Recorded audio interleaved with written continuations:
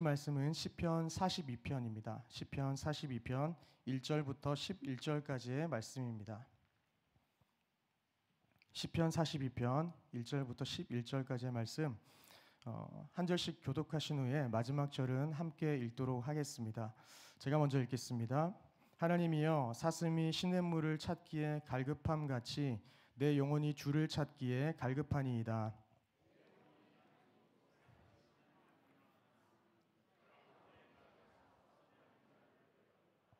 사람들이 종일 내게 하는 말이 내 하나님이 어디 있느뇨 하오니 내 눈물이 주야로 내 음식이 되었도다.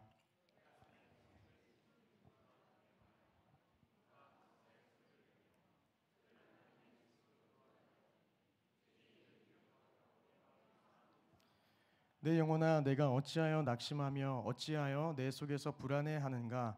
너는 하나님께 소망을 두라. 그가 나타나 도우심으로 말미암아 내가 여전히 찬송하리로다.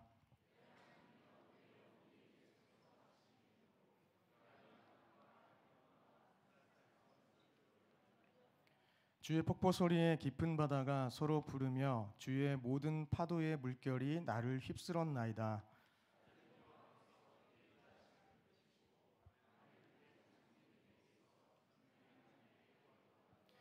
내 반석이신 하나님께 말하기를 어찌하여 나를 잊으셨나이까? 내가 어찌하여 원수의 압제로 말미암아 슬프게 다니니까 하리로다.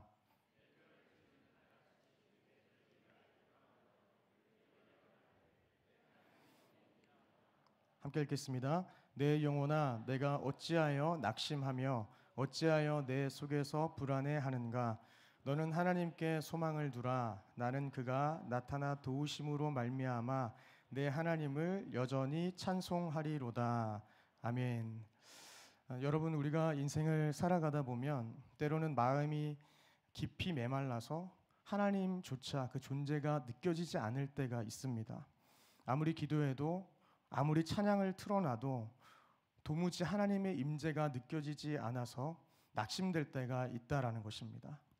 오늘 우리가 함께 살펴볼 이 시편 42편은 바로 그런 영혼의 갈급함과 하나님을 향한 깊은 탄식을 담고 있는 그러한 시입니다.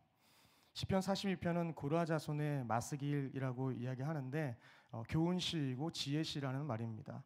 그래서 인도자를 따라 부르는 노래라는 표제로 시작하고 있습니다. 많은 학자들은 이 시편 42편과 또 43편을 하나의 시로 이해하는 것이 보통입니다. 왜냐하면 이 두 시편은 표제가 하나로 연결되고 42편 5절과 11절 또 43편의 5절에 동일한 후렴구가 반복되고 있어서 그렇습니다. 그러면서 또 전반적으로 하나님을 향한 갈망과 그리고 낙심 그리고 다시 회복을 향한 소망이 같은 흐름으로 이어지고 있기 때문에 이 42편과 43편을 하나의 시로 여기는 것입니다. 이 시의 저자는 고라 자손입니다. 고라 자손은 레위 지파로서 성전에서 찬양을 담당하던 사람들이었죠. 그래서 평생 성전 가까이에서 예배드리고 찬양하던 그들이 지금은 이 상황을 보니까 성전 멀리 떨어져 있을 수밖에 없는 상황에 처한 겁니다. 그래서 하나님께 예배를 늘 드리고 찬양을 올려드렸던 그들이 예배할 수 없고 찬양할 수 없는 상황 가운데 놓여 있는 것이죠. 본문 42편 6절을 보면 시인의 위치가 요단 땅 헤르몬과 미살산이라고 말하고 있는데 이는 이스라엘 북부 지역으로 예루살렘에서 상당히 떨어진 곳으로 이해할 수 있습니다. 성전 중심의 삶을 살던 그들이 성전에서 멀어지고 떨어졌다는 것은 단순히 공간의 문제가 아닙니다. 그들의 영혼도 하나님으로부터 멀어졌다고 느꼈을 것입니다. 예배의 감격도 그리고 하나님을 향한 그 기쁨도 없이 눈물로 하루를 보내는 그 영혼의 절규, 그것이 바로 오늘 시편 말씀입니다. 그리고 오늘날 우리의 영혼이 겪는 고통의 그 시기와도 많이 맞닿아 있는 것 같습니다. 여러분 혹시 지금 영적으로 지쳐있고 또 예배가 메마르고 낙심되어서 하나님조차 느껴지지 않는 그런 고통 가운데 계신 분들이 있으십니까? 이 시편이 바로 그런 저와 여러분들을 위로하는 시편이 될 것입니다. 본문에서 가르치는 교훈 첫 번째는 이 갈급함을 회복하라는 것입니다. 1절은 하나님이여로 시작하고 있습니다. 1절 말씀 저희 함께 읽겠습니다. 시작. 하나님이여 사슴이 시냇물을 찾기에 갈급함 같이 내 영혼이 주를 찾기에 갈급하니이다. 아멘.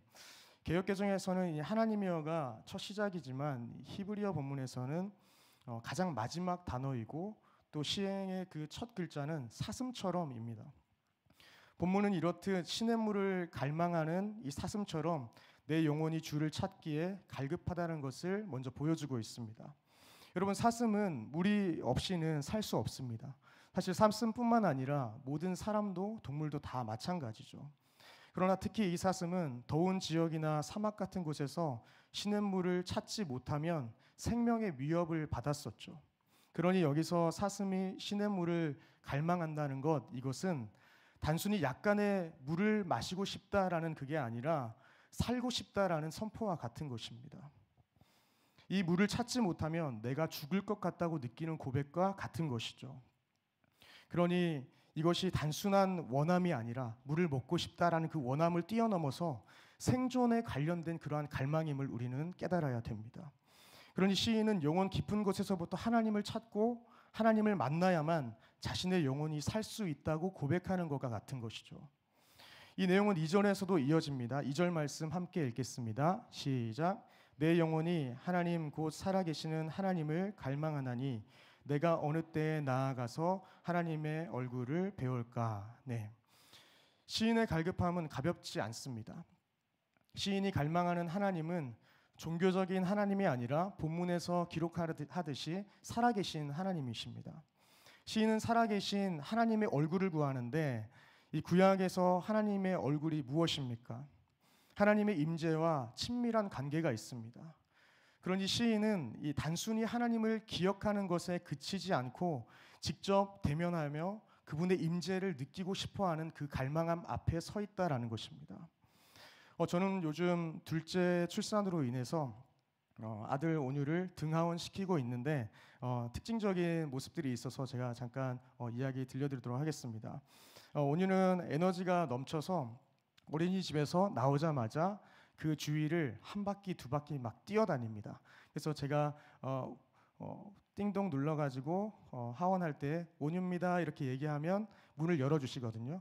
그럼 제가 들어가서 온유를 데리고 나오는데 그때 나오자마자 온유는 가방을 그대로 맨 채 그냥 뛰어다닙니다. 아마 몇 분들은 아실 것 같아요. 온유를 아시는 분들은 그 에너지가 엄청 넘친다는 걸 아마 아실 것 같은데 그렇게 한 바퀴 두 바퀴 뛰다가 지쳐서 저에게 와서 아빠 물 주세요 이렇게 하거든요. 그런데 어린이집 가방에 물병이 있는데 그 물병 안에는 물이 없습니다. 선생님들이 위생 차원에서 물을 다 빼고 주시거든요. 그래서 물이 없어서 우리가 나중에 집에 가서 물 먹자 하면 계속 물 달라고 물 줘요, 물 줘요, 물 이렇게 외치는 그런 모습들을 보게 되거든요. 그러면 어쩔 수 없이 편의점으로 가서 물을 사주거나 아니면 음료수를 사주게 되는 것 같습니다. 근데 저는 그 모습을 볼 때 오늘 본문이 떠올랐습니다. 사슴이 시냇물을 갈망하는 것처럼 아이도 갈증이 오면 절박하게 물을 찾는다라는 것입니다. 안 주면 울어서라도 때를 써서라도 그 물을 얻으려고 한다라는 것이죠. 제 아들 온유에게 지금 이 순간에 물은 생명과도 같은 것이죠. 시인은 지금 하나님을 그렇게 찾고 있는 것입니다. 단순히 주님, 제가 주님을 갈망합니다. 조금 은혜해 주십시오. 이것이 아니라 내가 살기 위해서 하나님 내가 예배를 갈망하는 그 마음으로 주님을 내가 갈망합니다. 나를 살려주십시오라고 이렇게 호소하고 있는 것이죠. 사랑하는 여러분, 오늘 여러분의 영혼은 하나님을 향해서 그러한 갈망함을 가지고 계십니까? 본문에서 갈망하다에 해당하는 이 히브리어 단어 아라그는 단순히 바라고 원하는 정도가 아니라 헐떡인다는 그러한 뜻이 있습니다.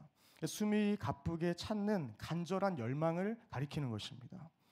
요엘서 1장 20절에도 같은 그 단어가 사용되었는데 한번 본문을 보시면 요엘 1장 20절에 이렇게 기록합니다. 함께 읽겠습니다. 시작.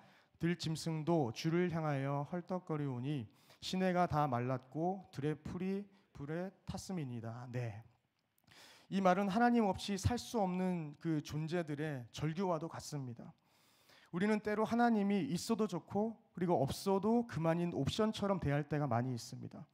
그러나 오늘 본문의 이 시편은 우리에게 묻습니다. 당신은 지금 하나님을 향해 숨가쁘게 목숨 걸고 갈망하고 있습니까? 라는 질문을 우리 개인에게 던지고 있는 것입니다. 여러분, 하나님은 단지 우리의 문제를 해결해 주는 그러한 분이만이 아닙니다. 그분은 우리의 영혼이 가장 먼저 찾고 가장 우리가 먼저 갈망하고 사랑해야 할 분이라는 겁니다. 저 이 시간 이렇게 좀 고백했으면 좋겠습니다. 주님, 저는 주님 없이는 살 수 없습니다. 주님 없이는 살 수 없습니다. 네. 이 고백이 저희의 삶의 날마다의 고백이 되기를 간절히 소망합니다.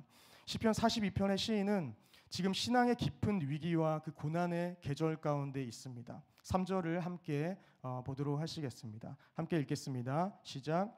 사람들이 종일 내게 하는 말이 내 하나님이 어디 있느냐 하오니 내 눈물이 주야로 내 음식이 되었도다. 네. 여기서 주야로라는 표현은 단지 하루 종일이라는 의미가 아니라 끊임없이 지속되는 그 고통을 이야기하고 있습니다. 시인의 삶은 눈물이 일상이 되었습니다. 그리고 그 눈물은 마치 매일 우리가 먹는 그 음식처럼 그 영혼을 지배하고 있다라는 말입니다. 눈물이 주식이 된 삶, 이것을 우리가 상상할 수 있겠습니까? 게다가 주변 사람들은 조롱합니다. 내가 믿는 하나님이 어디에 있니? 하나님을 그렇게 믿더니 왜 이런 일이 생겼니? 여러분, 이 질문은 오늘날 우리도 자주 듣는 질문 아닙니까? 교회 열심히 다니는데 너의 인생은 왜 그 모양이야? 그렇게 열심히 기도하는데 너는 크게 나랑 다르지 않는 것 같아. 오히려 너의 삶이 더 안 좋은 것 같아. 열심히 봉사하고 헌신하는데 결국 너의 삶을 봐 똑같잖아. 이 말은 단순한 조롱이 아니라 우리 신앙의 가장 깊은 곳을 흔드는 질문과도 같습니다.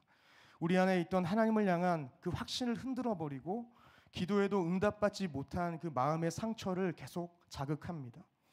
그래서 시인은 더 깊은 절망으로 빠져들지만 바로 그때 이 시인이 중요한 고백을 합니다. 우리 4절을 함께 보겠습니다. 시작.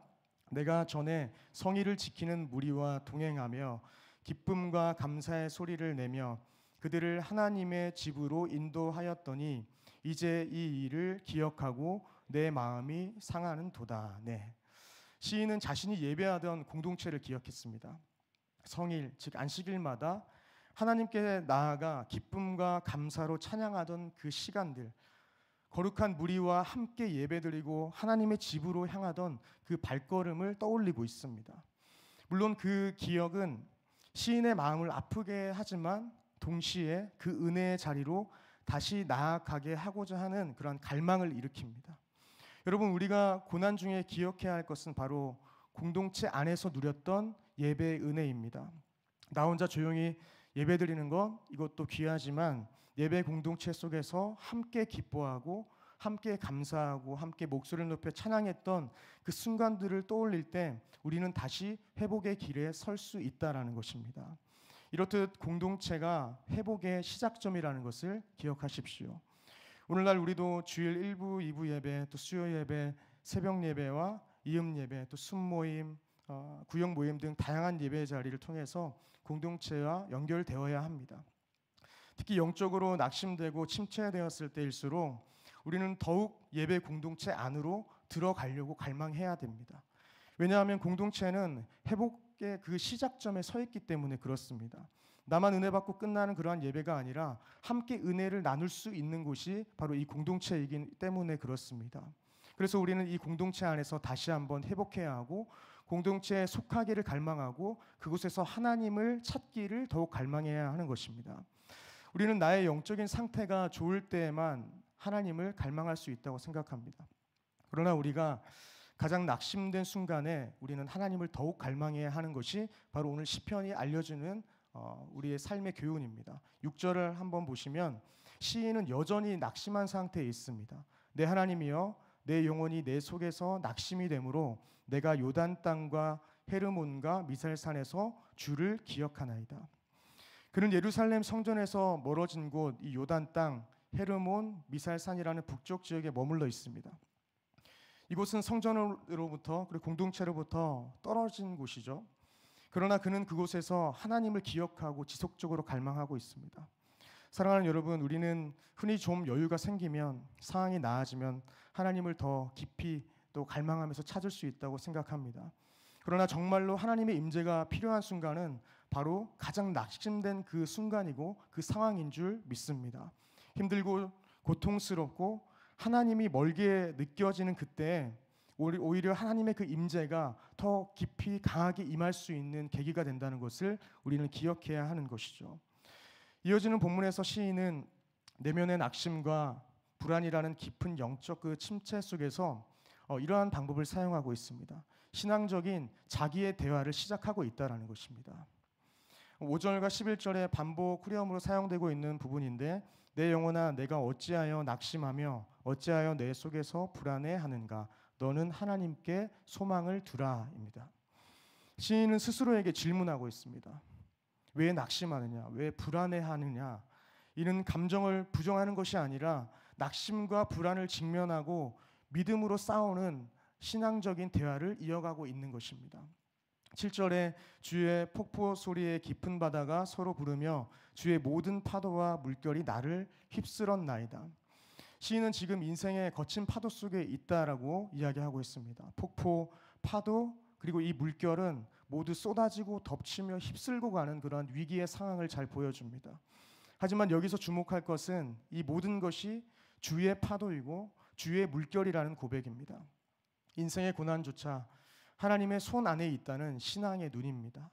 시인은 8절에서 그래서 이렇게 고백합니다. 낮에는 여호와께서 그의 인자하심을 베푸시고 밤에는 그의 찬송이 내게 있어. 낮과 밤을 구분하며 이 시인은 여전히 하나님의 인자하심을 찬송하고 붙듭니다. 낮에는 은혜를 기억하고 밤에는 찬송과 기도로 나아가겠다라는 고백입니다. 고난 속에서도 시인이 하나님께 드리는 이 찬송이 멈추지 않는다라는 것입니다. 마지막 11절에도 동일한 말씀이 참으로 은혜가 됩니다.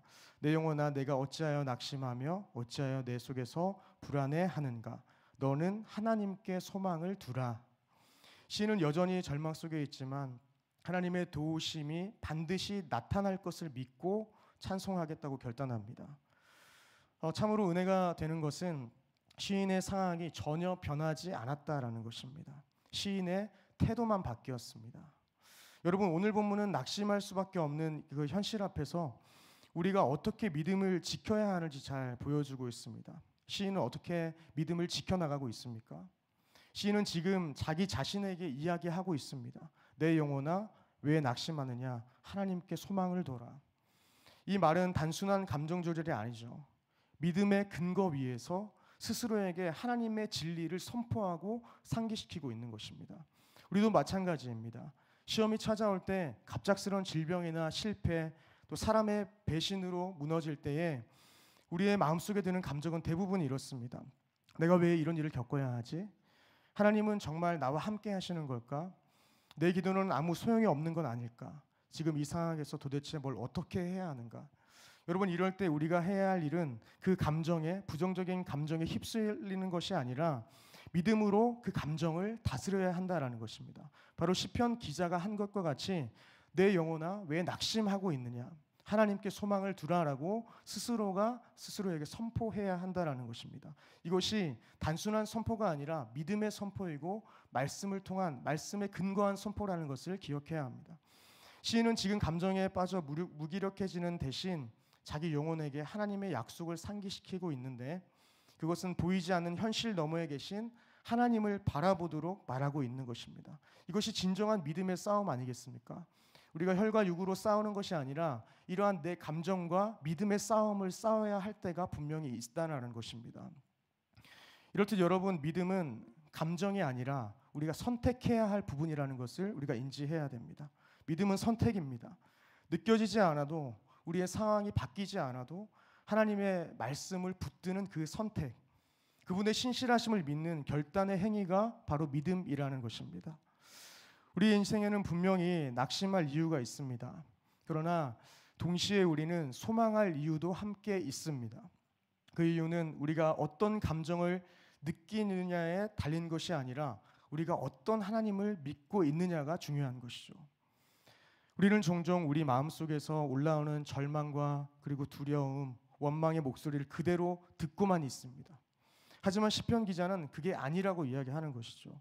그는 자기 마음에서 하나님의 말씀을 선포하고 있습니다. 우리도 그렇지 않습니까? 나의 부정적인 감정들, 어려운 상황들을 내 머릿속에서 계속 되뇌이기만 합니다.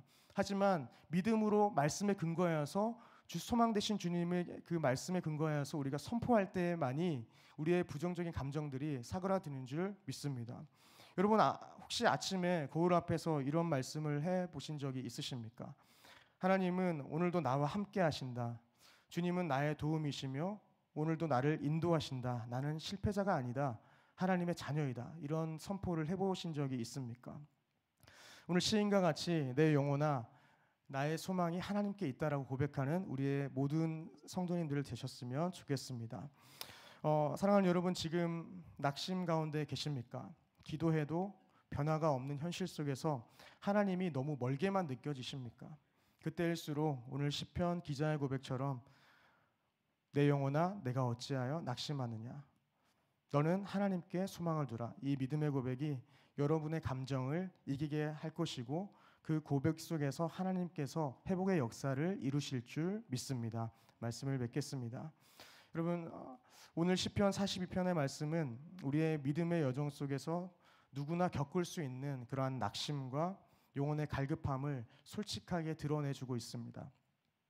하나님이 느껴지지 않는 어둠의 시간, 눈물이 끊임없이 흐르는 고통의 날들, 예배의 기쁨이 사라진 그 순간 우리는 마치 버려진 듯한 마음이 들기도 하지만 우리는 기억해야 합니다. 그 순간에도 우리가 사랑하는 그 하나님은 살아계시고 우리의 삶을 지도하고 이끌어 가신다라는 것입니다. 그래서 시편 기자는 그 절망 가운데 자신의 감정에 무너지지 않고 이렇게 믿음의 고백을 올려드립니다. 우리 11절 말씀 함께 합독하도록 하시겠습니다. 함께 읽겠습니다. 시작. 내 영혼아 내가 어찌하여 낙심하여 너는 하나님께 소망을 두라. 나는 그가 나타나 도우심으로 말미암아 내 하나님을 여전히 찬송하리로다. 아멘. 여기서 중요한 단어가 무엇입니까? 여전히 아니겠습니까? 상황이 달라졌기 때문에 찬양하는 것이 아니라 아무것도 달라지지 않았지만 그럼에도 불구하고 하나님을 찬송하겠다는 결단이 필요하다라는 것입니다.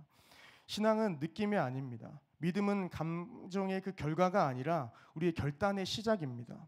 낙심이 밀려올 때, 또 기도할 힘조차 없을 때에 내 영혼아 너는 하나님께 소망을 두라라고 스스로 선포하는 우리들의 삶이 되기를 간절히 소망합니다. 한 목사님이 인생에서 가장 힘든 시간을 보내고 있을 때에 매일 아침 일기장 맨 위에 이런 고백을 썼다고 합니다. 오늘도 나는 하나님을 찬양하기로 선택한다라는 것입니다.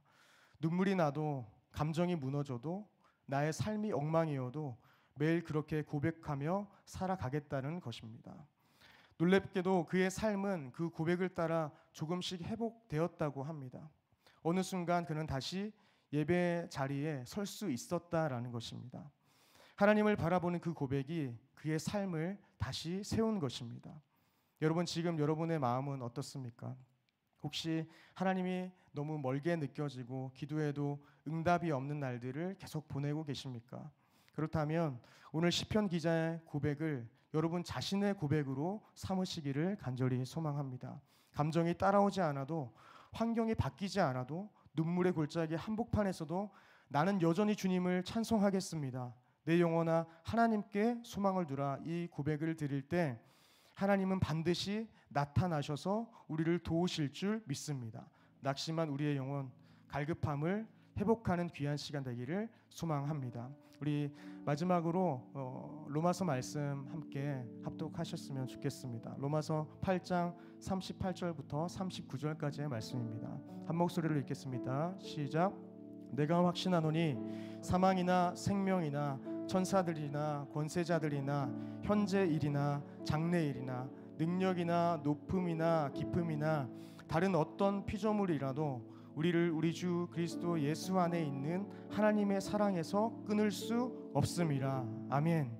네, 죽음도 삶의 어떠한 상황도 하나님의 사랑을 막을 수 없다라고 이야기합니다. 천상의 어떠한 존재들도, 어떠한 영적인 강한 세력들도 하나님의 사랑에서 우리를 끊을 수 없다라는 것입니다.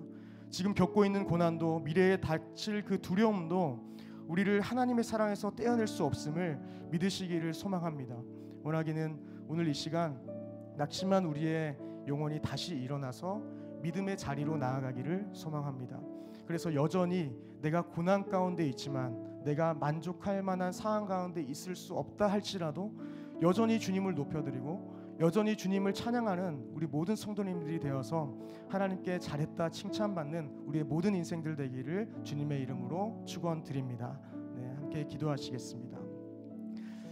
사랑의 하나님, 때로는 주님이 느껴지지 않는 어둠 속에서 눈물로 하루를 지나는 시간 속에서 저희 마음은 낙심하고 믿음은 또 흔들립니다.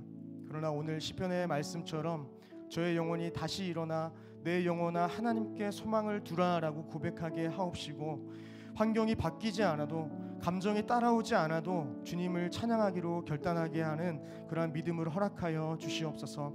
주님, 나는 여전히 하나님을 찬송합니다라는 이 고백이 오늘 저희 가운데 살아나게 하셔서 그 고백 가운데 주님의 나타나 도우심을 경험할 수 있는 우리 모든 정연의 가족 되도록 역사하여 주시옵소서. 오늘도 함께 하신 주님께 감사드리며 우리 주 예수 그리스도의 이름으로 기도드립니다. 아멘.